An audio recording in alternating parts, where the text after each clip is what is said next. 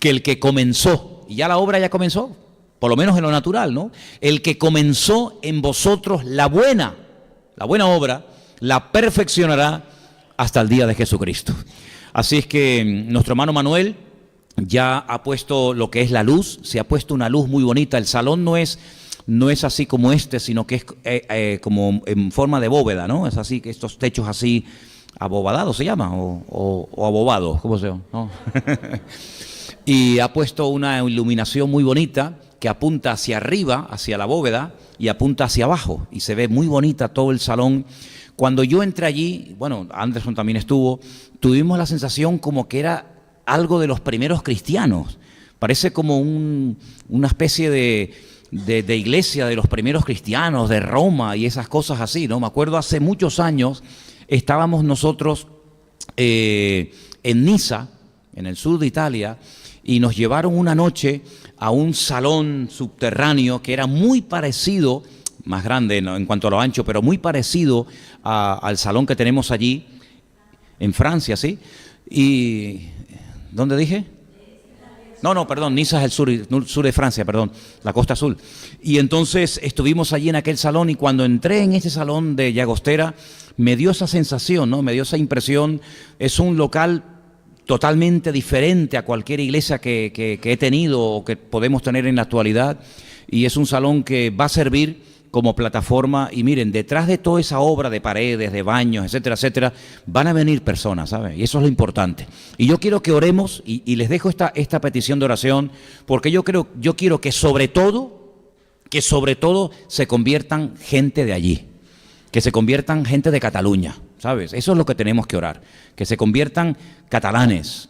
Es una zona muy, muy hermosa, una zona muy rica de España, una zona que está siendo muy sacudida, como bien saben ustedes, en los últimos tiempos, aunque hemos tomado la determinación de no tocar temas ajenos a la Escritura para no entrar en polémica de un bando ni de otro.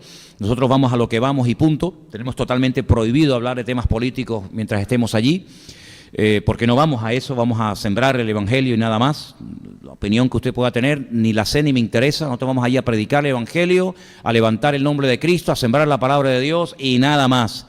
Y cuando nos pregunten, mira, nosotros no entendemos, eso son cosas que ustedes tienen que solucionar, nosotros venimos aquí a esto y esto, ¿no? Y queremos orar para que se convierta gente de Gerona. Hoy hubieron unas manifestaciones tremendas, no sé cuántos de ustedes la vieron en algunas partes de Cataluña, y muy cerca de donde están ellos hubieron unas manifestaciones tremendas en la capital de Gerona, ¿no? Con motivo del Día de la Constitución y todo esto. Y queremos orar para que se conviertan catalanes, y lo ideal sería que los que vayan a trabajar allí aprendieran a hablar y a predicar en catalán, por supuesto que sí. Yo siempre he dicho, y lo ratifico y lo he practicado, porque Elena y yo tenemos clarísimo este tema, que cuando vamos a un sitio nos adaptamos al sitio. Nosotros jamás en la vida, cuando hemos ido a Argentina, cuando hemos ido a Bolivia, cuando hemos ido a África a trabajar, cuando hemos ido a montones de lugares, jamás de los jamases hemos hecho comparaciones, como dice el refrán, ¿no? Que todas las comparaciones, no, es que en mi tierra, no, es que allí nosotros, pues mire, mijo, si usted estaba tan bien y echa tanto de menos su tierra, quédese en su tierra. A usted nadie le llamó para que viniera para acá. Nosotros no vamos a ir a Cataluña a cambiar la mentalidad. Y ¿qué es lo que ustedes comen aquí? Que por cierto comen de maravilla. Comemos lo que ustedes comen. Y si hablan catalán, aprendamos a hablar catalán. Y si tienen X costumbre, por supuesto que no vaya en contra de la palabra del Señor, pues también. ¿Por qué? Porque queremos adaptarnos, queremos amar a la gente cuando vamos a trabajar a donde sea. Y como decía el apóstol Pablo, y yo creo que en eso fue un ejemplo, ¿no? Dice, cuando trabajo con los gentiles, un gentil más, ¿verdad? Nunca sin renunciar a las cosas de la Biblia, por supuesto, pero sin querer cambiar. Ese fue el gran error que muchísimos misioneros cometieron cuando fueron, por ejemplo, con el Evangelio a Latinoamérica. Muchísimos misioneros ingleses, país con frío, con otra idiosincrasia, otra cultura completamente diferente, querían que hasta los indígenas allí se vistieran con corbata y con chaqueta y que se comportaran como los ingleses, lo cual es totalmente imposible, hermano. Entonces nosotros queremos adaptarnos, ¿verdad?, a las circunstancias. No quiero trasladar Canarias a Cataluña, ¿no? Yo no quiero trasladar mis costumbres, ni mi comida, sino queremos adaptarnos a donde vayamos. Y por supuesto que si yo estuviera allí trabajando, una de las primeras cosas que haría es aprendería catalán, pero no les quepa a ustedes la menor duda. Y probablemente terminaría hablándolo.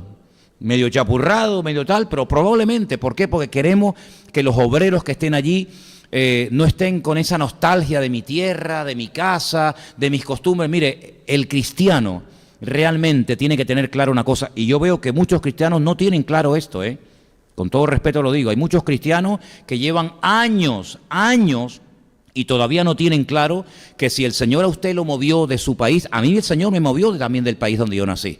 Y yo hablo desde el conocimiento de causas. Si yo fui un niño que me sacaron, que me desarraigaron de mi tierra, me sacaron de mi país, que me sacaron de mi colegio, de mis amistades, y un niñito con 9, 10 años como yo era, cuando vine aquí, pues al principio estaba totalmente desubicado, si no entendía nada. Para mí todo era Simón Bolívar y Francisco de Miranda y vuelta con Simón Bolívar para arriba y para abajo. Y cuando me metieron aquí, pues yo llegué a un país donde muchas cosas que se creían o se practicaban, yo no las entendía.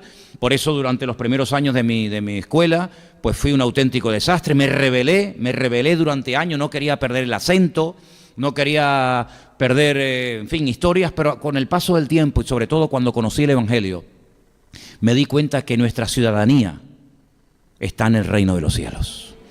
Yo no soy ni español, ni venezolano, ni argentino, ni chileno, yo soy un hijo de Dios. Y un hijo de Dios donde está tiene que marcar una diferencia. Y si voy a México, a los 2 días soy un mexicano más. Y si voy a Argentina, a los 2 días soy un argentino más. Y si voy a Cataluña, a los 2 días soy un catalán más, ¿vale? Porque yo creo que el obrero, el hijo y la hija de Dios tiene que adaptarse al lugar a donde va. Por eso creo, y lo digo para la gloria del Señor, que a veces hay personas a las cuales Dios no las lleva a otros lugares. Pero sin embargo a otras personas sí las lleva a otros lugares, porque son capaces de renunciar a cosas, pero por el Evangelio renunciamos a lo que haga falta. Cuando fuimos a África, yo comía lo que comían los africanos. Y no les voy a decir lo que comen allí los africanos donde fuimos nosotros, porque probablemente hasta una cabra la harían vomitar, ¿saben? Pero allí comimos como ellos comían y comimos con las manos. En mi vida yo había comido con las manos. Pero sin embargo allí, cuando fuimos a una familia musulmana, multimillonaria de Malindi, allí en Kenia, y comían con las manos, y claro, los que estaban allí no sabían ni por dónde empezar. Digo, yo sé por dónde empezar y por dónde terminar. Y comí con las manos perfectamente. Y hasta me chupaba los dedos, sin ningún problema. Y entonces yo lo que quiero que todo el mundo tenga bien claro, que cuando se va a un lugar, nos adaptamos a ese lugar. Además, le digo sinceramente, las hermanas que hay allí, y Anderson está aquí y puede dar testimonio, cuando fuimos se desvivían con nosotros. Créame sinceramente. Cuando yo me enteré que iban 10 hermanos de Bélgica, pues claro, yo lo primero que les dije, oye, pónganse en contacto con Miguelina, pero para ellas es un gozo el tener visitas, el que uno duerma por aquí, uno duerma por allá, es un gozo el atender, la hospitalidad que tanto se ha perdido en el pueblo evangélico, ¿verdad? La privacidad, mi casa, mis cosas, pues en el mundo de la Biblia, la hospitalidad era algo fundamental, era hasta un requisito bíblico. Vemos que una de las grandes características que destacaron sobremanera y que en ese sentido los árabes han sabido mantener, y yo en eso los admiro, es la hospitalidad del patriarca Abraham. Abraham era un hombre que se desvivía, Abraham era un hombre que se gozaba. Cada vez que tenía visita, claro, a mí me dicen, claro, es que tú estás siempre, corre, date prisa, corre. Bueno, pero lean ustedes cuando Abraham recibía visitas en su casa, ¿cómo hacía las cosas? A prisa, corriendo, iba a buscar a los animales y iba deprisa, iba corriendo. Una cosa tremenda, ¿verdad? Lot, su sobrino, fue capaz incluso hasta de jugarse la vida por defender a las personas que estaban en su casa, ¿no? Dice que incluso algunos, sin darse cuenta, hospedaron ángeles. Entonces yo creo que en estos tiempos la hospitalidad, que no está de moda, vamos a vivirla allí en Llagostera, y de hecho la hemos vivido y hemos estado de maravilla. Cuando llegamos a esa caravana que tienen las hermanas allí en medio de la finca y abrimos la nevera, Anderson, la nevera estaba más llena que mi casa. Había más comida dentro de esa nevera y en aquellos almacenes que en mi propia casa, ¿no? Se desvivían dándote lo mejor, atendiéndote, ¿no? Y bueno, y yo sé que el Señor está detrás de todo esto, y yo quiero que ustedes, hermanos, se sientan parte de esta obra. Y me gustaría que con el paso del tiempo todos y cada uno de ustedes pudieran de alguna manera visitar su iglesia allí, porque el concepto y lo que siempre hemos enseñado, que aunque fuéramos 1000 iglesias, siempre tendríamos la mentalidad de ser una sola iglesia. Que por distintos motivos se reúnen unos en un lado, otros se reúnen en otro lado, a otros días, a otros horarios, pero todos somos parte de la misma iglesia, todos somos parte del mismo cuerpo. Y ahora en Llagostera los hermanos se sienten parte de nosotros y nosotros nos tenemos que sentir parte de ellos, porque al fin y al cabo somos todos miembros de la misma familia. Y esto que yo he contado esta noche de testimonios, de cómo ha suplido el Señor dinero y ofrendas y obreros, etcétera, esta es la evidencia, este es el botón de muestra de ver cómo el Señor respalda su obra. ¿Cuántos dicen amén? Dios respalda su obra, la va a perfeccionar. Claro, por supuesto, habrán a veces lobos y mosquitos que vendrán a tratar de perturbar, pero no importa, eso entra dentro del paquete. Nosotros lo que tenemos que estar es preparados, conscientes, velando y orando para que el Señor bendiga a los que vamos a ir allí, y va a ser un esfuerzo.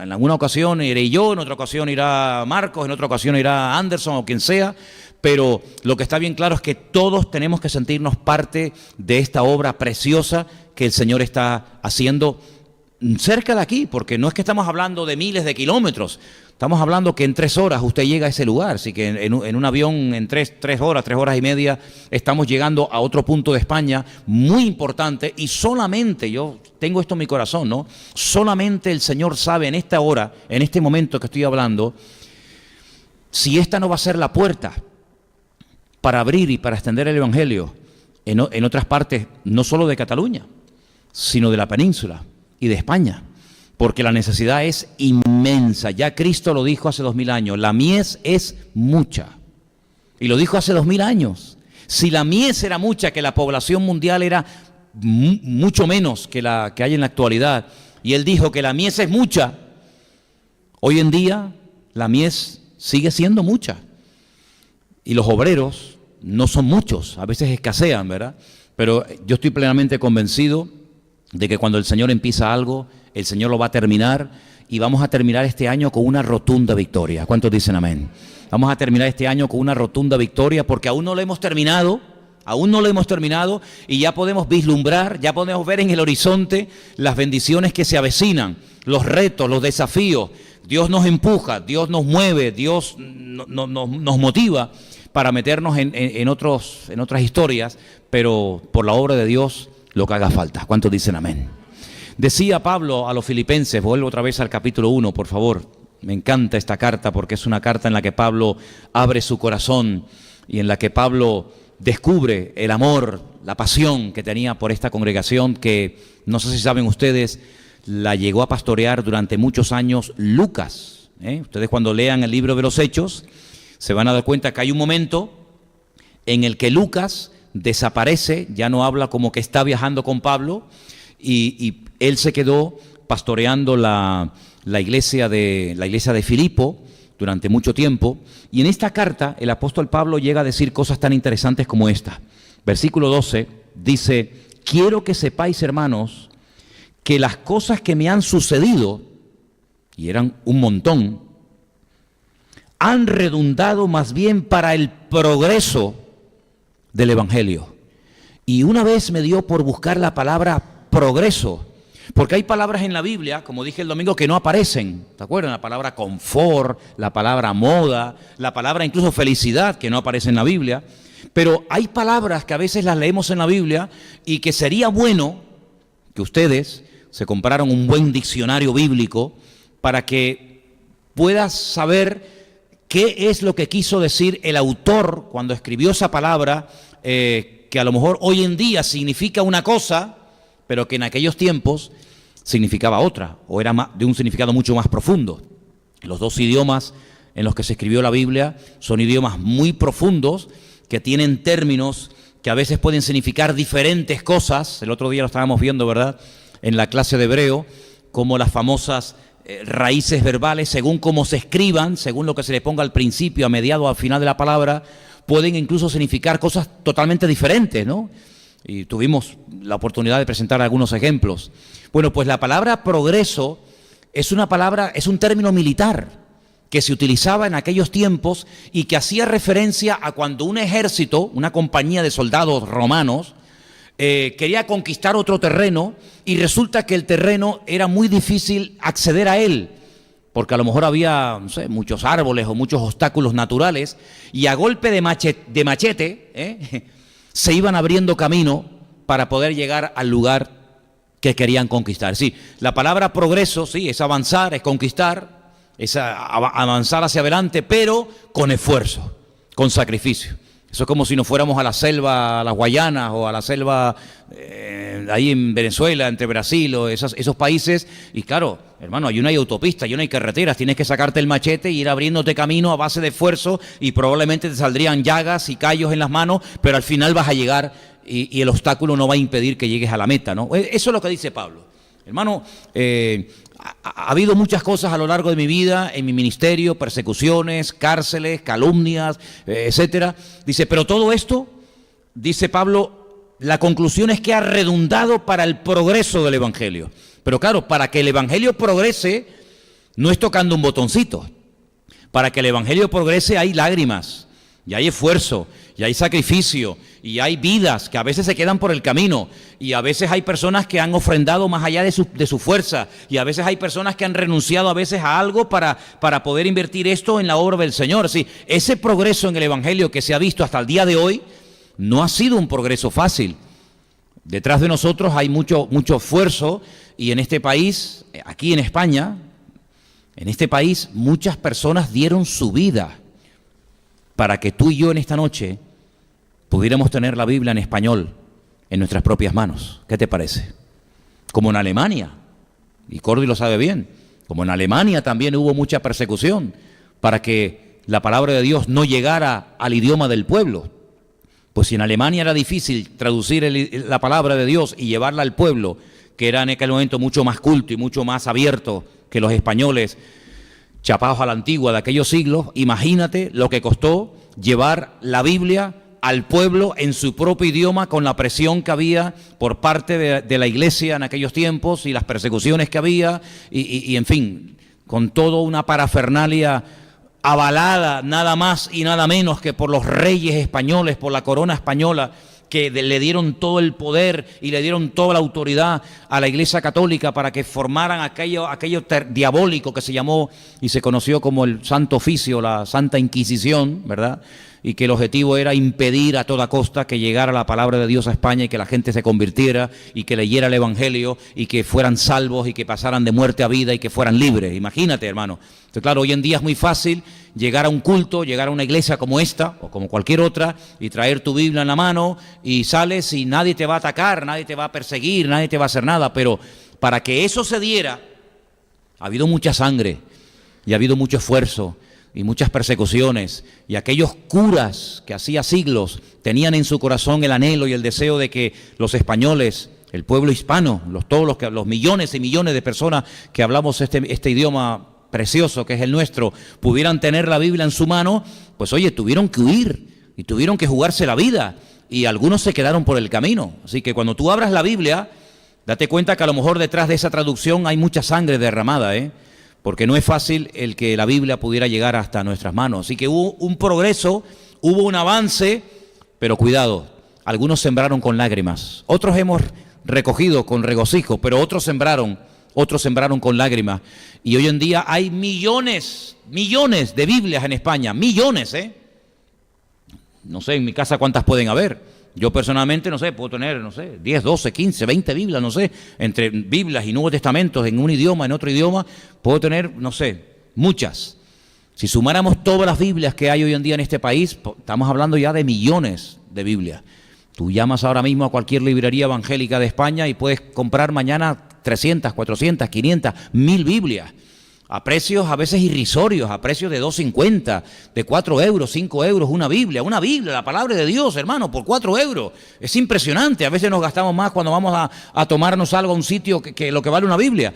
Pero para que eso se diera, cuánto esfuerzo, cuánto sacrificio, cuántas lágrimas se tuvieron que dar, ¿verdad? Entonces el apóstol Pablo dice que el Evangelio ha progresado de tal manera, versículo 13, que mis prisiones, y habla en plural porque no fue una sola, se han hecho patentes en Cristo en todo el pretorio y en todos los demás. Es decir, aquella gente nunca iban a escuchar el Evangelio si no tuvieran a un preso cristiano.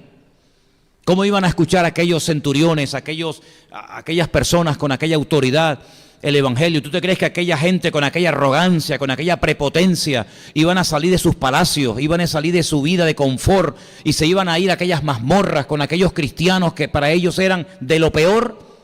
Bueno, pues el Señor lo hizo de una manera tan maravillosa que permitió que algunos cristianos fueran capturados, fueran presos, puestos en la cárcel, como por ejemplo el apóstol Pablo, para que desde adentro, ya que ustedes no vienen a nosotros nos metemos aquí adentro. Es como cuando hizo el Señor el milagro de meter a Moisés dentro de la corte del faraón. Eso es algo increíble. Miles de niños murieron, o cientos o docenas, lo que fueran. Sin embargo, el Señor mete a uno dentro del palacio. Tú mismo me lo vas a criar, tú mismo me lo vas a educar, y ese mismo desde adentro va a cambiar la historia para siempre de este imperio llamado Egipto, ¿no?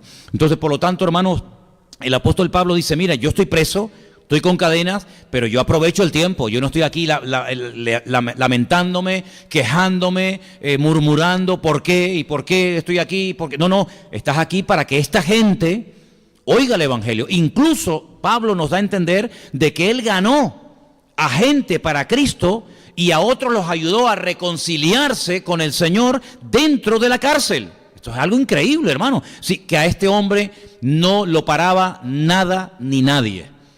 La famosa historia de Onésimo, no sé cuántos de ustedes la conocen, pero hay una carta en la Biblia muy chiquitita que él la escribe a una persona, no es a una iglesia, sino a un hombre, a un hermano, se llama Filemón. A este hombre se le escapó un esclavo, seguramente le robó cosas, y no sé cómo termina en Roma y entra en contacto nada más y nada menos que con Saulo de Tarso, con Pablo. Me gustaría en la eternidad hacerle muchas preguntas a Onésimo y a Pablo, sinceramente. Tengo tantas cosas que preguntar, tengo toda la eternidad para estar preguntando, oye, ven para acá, mire, ¿cómo fue aquello? Oye, cuéntame aquello. Oye, Eliezer, oye, Abraham, David, ven para acá. Yo le voy a preguntar, oye, Onésimo, ¿y tú cómo diste en la cárcel con Pablo? ¿Cómo llegaste tú allí? Bueno, resulta de que era un esclavo que se le escapó a Filemón, y en la casa de Filemón era donde estaba la iglesia. Y el pastor era Lucas. Y era la iglesia de Filipo.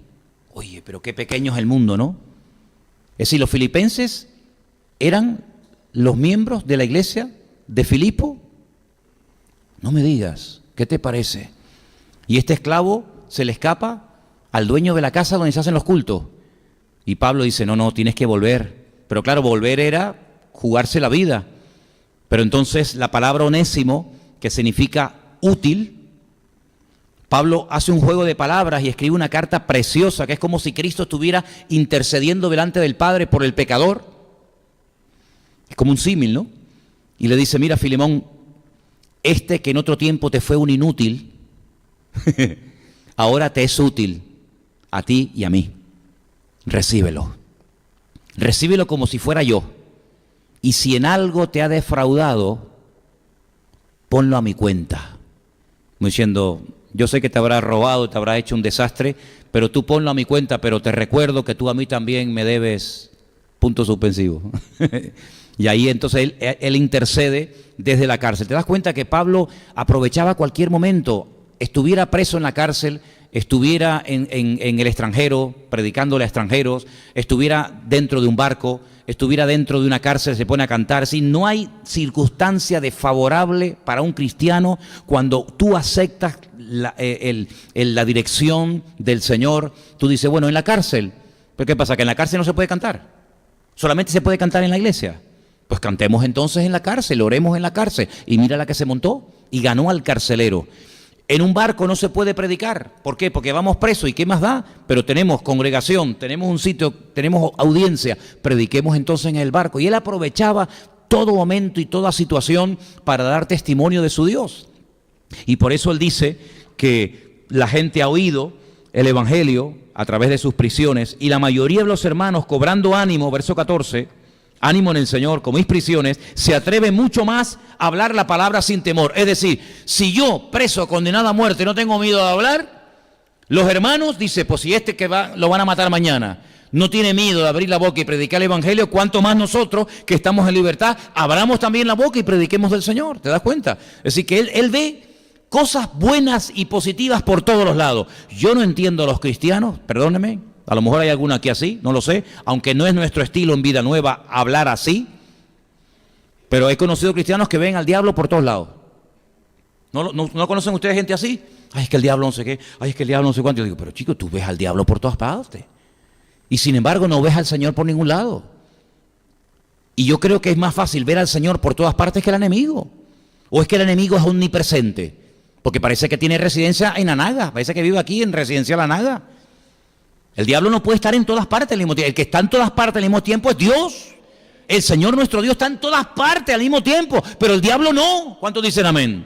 El diablo puede estar en un solo sitio al mismo tiempo. En un solo sitio, porque no es omnipresente, pero Dios sí es omnipresente. Entonces, ¿cómo lo ves tú? Por aquí, lo ves por allá, lo ves... Muchachos, es como si quisiera vivir aquí en Tenerife y no hay forma de echarlo de aquí. Hace años conocí a un hermano que me dijo que iban a hacer una reunión en una plaza al aire libre en Santiago de Compostela, porque detrás de la catedral del apóstol Santiago, en Santiago de Compostela, valga la redundancia, descubrieron una fuente que está en una zona llamada la Plaza de las Platerías, porque ahí se reunían los plateros, los que trabajaban con la plata, y por eso se llama así la Plaza de las Platerías, y hay una fuente con una columna, y encima hay como si fuera una especie de ángel ahí, como de demonio, y entonces que le había revelado no sé quién, que ahí estaba el diablo, y que había que ir a orar a esa plaza para echar al diablo de España. Ahora, cuando me llegan a mí con la invitación, yo les dije, ¿está allí el diablo? Sí, digo, gloria a Dios. Dice, ¿cómo? Digo, hombre, si está allí, déjalo quieto. Déjalo quieto. Si está allí, déjalo, no lo menees, déjalo quieto ahí. Además, encima de la columna, con el frío que hace en Santiago de Compostela, estará ya congelado. Hermano, mire, a mí me da igual dónde está el diablo, ¿sabe? A mí me da exactamente igual. A mí lo que me interesa es saber dónde está mi Dios. Porque donde esté mi Dios, aunque el otro esté, ay amigo, qué diferencia. Por lo tanto, si Jesús se va al desierto y se encuentra con el diablo, lo importante no es que el diablo estaba en el desierto, lo importante es que Jesús estaba en el desierto. Eso es lo importante, ¿se da cuenta?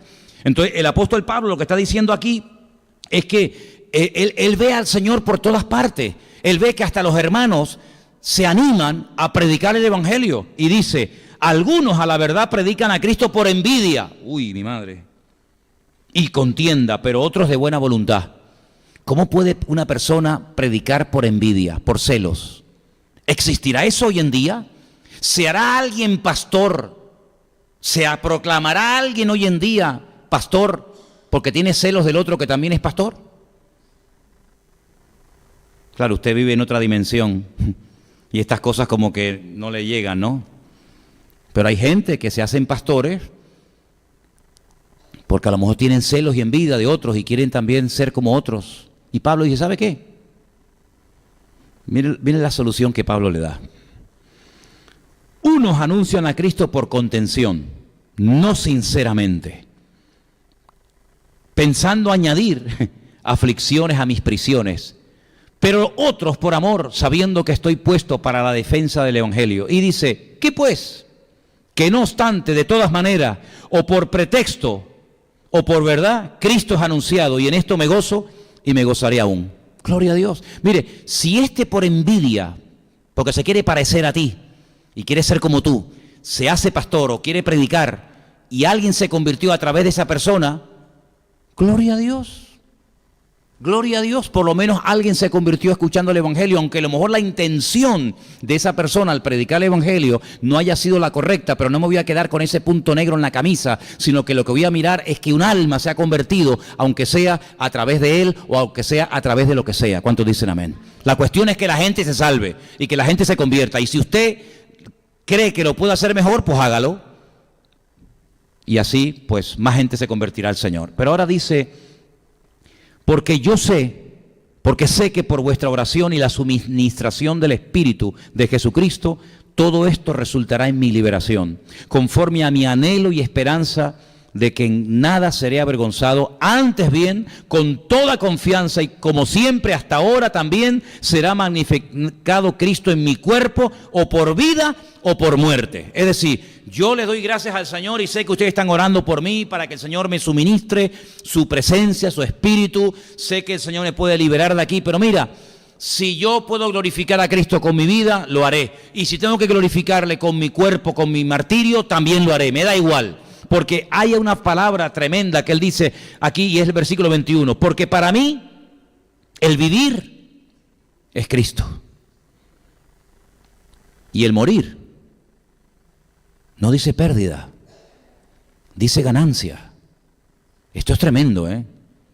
Para mí el vivir en la carne, pero si el vivir en la carne resulta para mí en beneficio de la obra, no sé entonces qué escoger, porque de ambas cosas estoy puesto en estrecho, teniendo deseo de partir y estar con Cristo, lo cual es muchísimo mejor, pero quedar en la carne es más necesario por causa de vosotros. Confío en esto, de que sé que quedaré, que aún permaneceré con todos vosotros, para que vuestro provecho y gozo sean en la fe. Mira, tú sabes que la palabra que más se repite en la carta de Pablo a los filipenses es la palabra gozo. ¿Y cómo puede un preso condenado a muerte repetir continuamente la palabra gozo? Cuando asociamos generalmente la palabra gozo o alegría o felicidad con cosas buenas. Pero es que él no consideraba la cárcel como algo malo, sino que simplemente el Señor lo había cambiado de lugar, pero el ministerio seguía siendo el mismo. Sí, él va a seguir predicando, va a seguir enseñando, va a seguir orando por los necesitados, va a seguir restaurando vidas en el nombre del Señor. Da igual, sea en una sinagoga, sea en un barco, sea en la cárcel, sea donde sea, el ministerio no cambia, lo que cambia es el lugar. Pero la palabra y el evangelio sigue siendo exactamente la misma. Y eso es lo que tenemos, yo creo que mentalizarnos nosotros. ¿Qué más da? Si es aquí, o es allá, o es por la mañana, o es por la tarde, o es en el local, o es al aire libre, o es en un colegio. Da igual. Si el evangelio y el mensaje y la obligación de compartir la palabra es la misma. El Señor nos mueve de un lugar a otro, pero el evangelio sigue siendo el mismo. Y la responsabilidad de compartir la palabra también sigue siendo la misma. Y decía el apóstol Pablo, ay de mí. Ay de mí si no predico el evangelio, porque la obligación la tengo y la responsabilidad Dios me la colocó encima de mis hombros, ¿no? Por lo tanto, él dice, mira, si tengo que morir por Cristo, pues ya está, gloria a Dios, se acabó. Si tengo que seguir viviendo porque el Señor cree que todavía soy de beneficio para el crecimiento y para la madurez espiritual de ustedes, pues amén, me quedo, no tengo ningún problema. Claro, estar con Cristo, dice Pablo, es muchísimo mejor. Pero bueno, pero es que yo no busco lo que es mejor para mí. Yo lo que busco es lo mejor para el cuerpo de Cristo.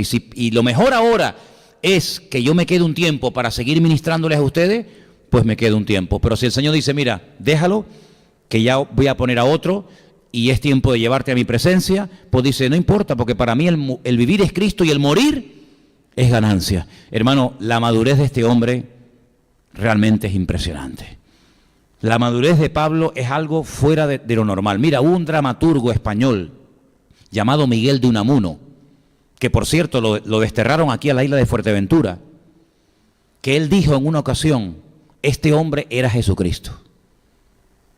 Porque no es normal que un hombre tenga esa madurez y esa claridad de pensamiento como este hombre tenía. A veces pensaba que era Jesucristo más que Pablo el que estaba hablando o escribiendo una carta, ¿no? Y es que, amados hermanos, nosotros podemos llegar a unos niveles de madurez, yo creo que tremendos. Por supuesto que lleva tiempo, es todo un esfuerzo, es todo un sacrificio, es toda una disciplina, pero la madurez yo creo que se produce en nuestra vida si hay el interés de llegar a ese nivel de madurez. Yo no sé si en tu vida hay un conformismo, el decir, bueno, yo ya estoy así bien y yo ya aquí me quedo, o tú quieres avanzar y progresar y quieres ir más allá. Nosotros hoy por hoy queremos avanzar y queremos crecer y queremos ir y queremos hacer lo que Dios nos mande hacer. Me da igual si es 100% coincide con mis sentimientos o emociones o anhelos, o tal vez no. Pero ¿saben una cosa? La voluntad de Dios tiene 3 características que él en otra carta a otros hermanos de Roma menciona, y yo quiero terminar con esto. Pablo dice que la voluntad de Dios es santa. es agradable y es perfecta. Bueno, y si la voluntad de Dios verdaderamente es santa, es algo diferente, es algo distinto, es agradable y es perfecta, ¿por qué nos empeñamos a veces en hacer la nuestra? Que muchas veces ni es santa, ni es tan agradable, ni tiene nada de perfecta. ¿No deberíamos más bien nosotros renunciar a nuestra propia voluntad y aceptar y acatar 100% la suya, sabiendo que cuando estamos haciendo la voluntad de Dios, ahí es donde está el respaldo y la bendición de Dios? ¿Saben una de las cosas que hemos visto una vez más en esta obra que estamos allí trabajando en Llagostera? Que basta que nosotros demos un paso para automáticamente el Señor ir delante de nosotros y abrir puertas y dejarnos con la boca abierta.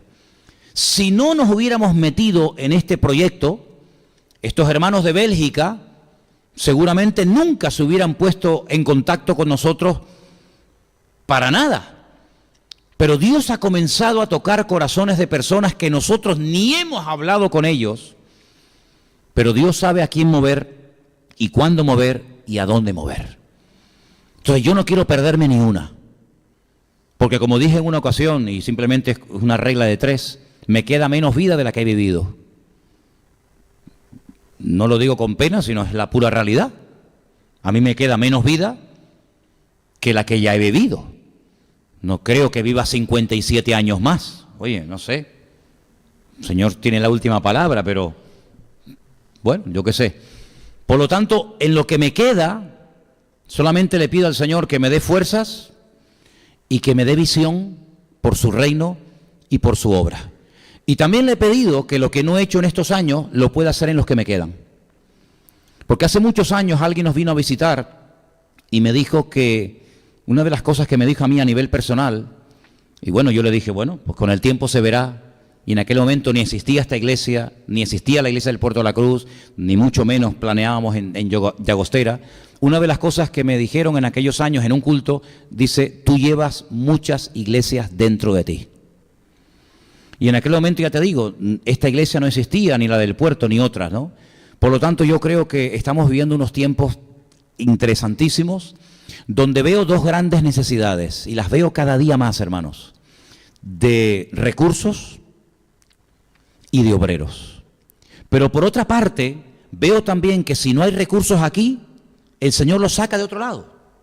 Y si no hay obreros aquí, el Señor los manda de otro sitio. Porque a mí jamás en la vida se me hubiera ocurrido ponerme en contacto con estos hermanos de Bélgica a pedirles colaboración. No lo haría nunca en mi vida. Sin embargo, el Señor, que ama su obra, que respalda su obra, que dice que Él sustenta y cuida su iglesia, ¿verdad? Pues Él mueve las fichas y los elementos como Él quiere, porque al fin y al cabo, pues eso es lo que tenemos que hacer. Señor, úsame como cuando quieras y donde quieras. ¿Quién nos iba a decir a nosotros que un muchacho que yo no sé ni quién es, no sé si me está viendo en este momento, le doy las gracias desde ahora mismo, viendo un culto el domingo tranquilamente en su casa en Gerona, Dios le iba a poner en su corazón que hoy se fuera para allá a ayudar en la construcción que estamos haciendo? Es que eso ni se te pasa por la mente en el momento en el que tú estás compartiendo la palabra, pero el Señor tocó a miles de kilómetros de aquí a una persona que de repente se levantó hoy lunes, ya no sé dónde, hoy jueves, y dijo, no, espérate, lo levantó el lunes, porque el culto fue el domingo, y hoy fue para allá. Bueno, tardó unos días, pero bueno, está bien, llegó. Entonces, lo que quiero decir con esto, ¿cuánta gente nos podrá ver ahora o dentro de un rato que dice, pues yo también quiero ayudar con la obra de Dios? Y a lo mejor voy a donar esa batería, o voy a donar esa guitarra, o ese bajo, o ese micrófono. Yo qué sé, hermano, yo qué sé. Yo lo único que sé es que a Dios nunca le vamos a ganar en nada. Él siempre irá delante de nosotros. Cuando se comenzaron a hacer las habitaciones en el Puerto de la Cruz, aún no se habían terminado. Y ya teníamos las 50 camas, con los 50 colchones y las 50 almohadas. ¿Qué te parece eso? Si no se hubiera empezado esa obra, ¿para qué nos va a mandar el Señor 50 camas? ¿Dónde meto yo aquí dentro 50 camas? ¿Para qué? ¿Para que se me vengan a vivir ustedes a la iglesia? ¡Ni loco! Pero el Señor las mandó porque allí hacían falta. ¿Qué te parece? Entonces, el Señor va delante de nosotros. ¿Me dejan decir una cosita más? Mira, hermano, es que no le vamos a ganar al Señor en nada. Una vez se levantó una persona muy temprano, era aún de noche, como se levantan la mayoría de los jóvenes hoy en día. Ustedes saben, ¿no? Se levantan de noche, ¿no? Para orar y tal, ¿eh? Bueno, y se fue al sepulcro porque se acordó de que el Señor había dicho que iba a resucitar. Y se fue para el sepulcro para ser la primera persona en verlo salir de la tumba. Claro, iba pensando, ¿y quién me va a mover la piedra? ¿Y cómo veo la piedra? ¿Y cómo saldrá? ¿Y cómo? Te dije el otro día que la piedra no la movió el Señor para poder salir, sino para que el hombre pudiera entrar. Él podía salir por la piedra sin ningún problema. Él movió la piedra para que tú puedas entrar y ver que no está, no para que él salga, ¿te das cuenta? Y cuando llegó al sepulcro, resulta que el Señor ya había resucitado. Ni en eso le ganamos al Señor. Por muy temprano que te levantes, ya Él se levantó antes y sorprendió a aquella mujer, como nos va a sorprender en todo a todos nosotros, porque Él siempre va delante. Lo importante es mantener una buena actitud, dejarse llevar, y Señor, sorpréndeme y úsame como tú quieras. Y yo creo que lo mejor está por venir. ¿Cuántos dicen amén? Cierra tus ojos, hermano. Aleluya. Bendito sea tu nombre, Dios. Gracias. Solamente tenemos esa palabra en nuestro corazón. Gracias. Gracias. Gracias, Señor, por lo bueno que tú eres. Gracias porque nos sorprendes cada día. Gracias, Dios mío, porque vas delante, abriendo puertas.